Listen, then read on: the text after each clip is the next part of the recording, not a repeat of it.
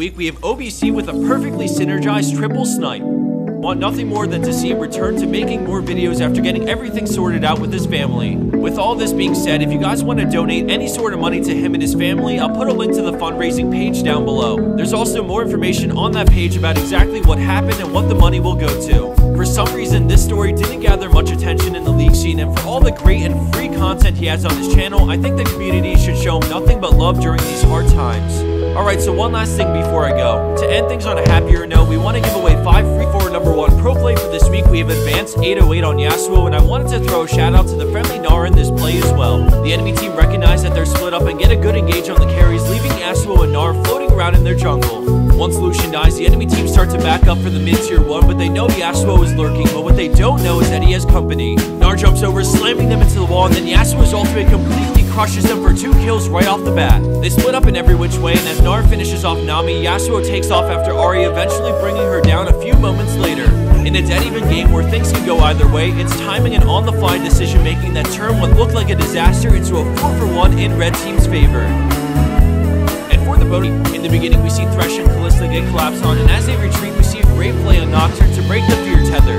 Thresh goes in off of Kalista's ult, and the Nocturne ult as Thresh gets surrounded, but quick thinking leads him a Q over the wall, pulling himself out of harm's way and back to his tier 3 tower for the kill.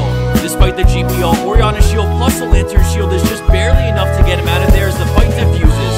Let's take another look at that play, but this time in slow motion.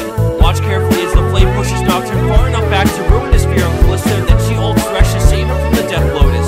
After landing the triple knockup, they both auto Katarina to proc Kalista's W and burst her down, but then Thresh gets completely surrounded and still manages to find a way out when things are looking grim.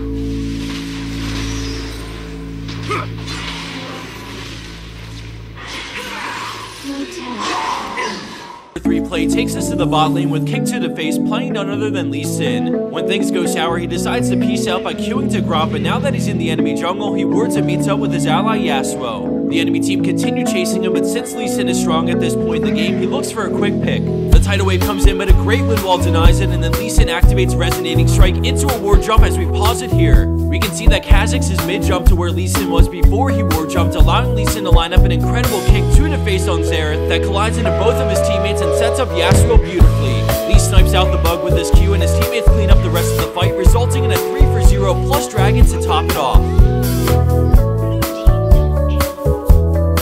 Flying his way into second place for this week is Major Havoc on Thresh with an insane assist. Coming in at her number 4 spot is Vanity Joe on Orianna, synergizing really well with Rengar to bamboozle the enemy team. Thanks to an early group, Joe is forced to back off and lose the tower, but with Rengar coming in, she sticks around. The ball goes on him as he finds the bunched up enemy team for a massive wombo engage, instantly getting 2. He doesn't take much damage thanks to the added resistances from the ball and his W as he bursts down Zyra for the double. Rango slowly moves away from Zyra, dodging her passive as Orianna shields, and then together they all in Mal's, racing him to the kill to make it a 4-for-0.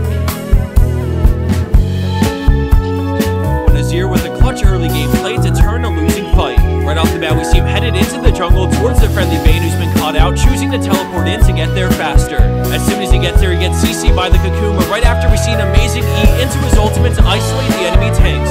The friendly Nunu flashed forward and started channeling Absolute Zero to zone the carries and buy time for Azir and friends to focus the enemy team's front line. Both Jarvan and Thresh get killed before any backup can help them, and since Blue Team is out of tanks, Elise is a sitting duck and becomes the next victim. Thanks to the dual efforts between Nunu and Azir, they were able to split up the enemy team for an easy team fight and 3-for-1.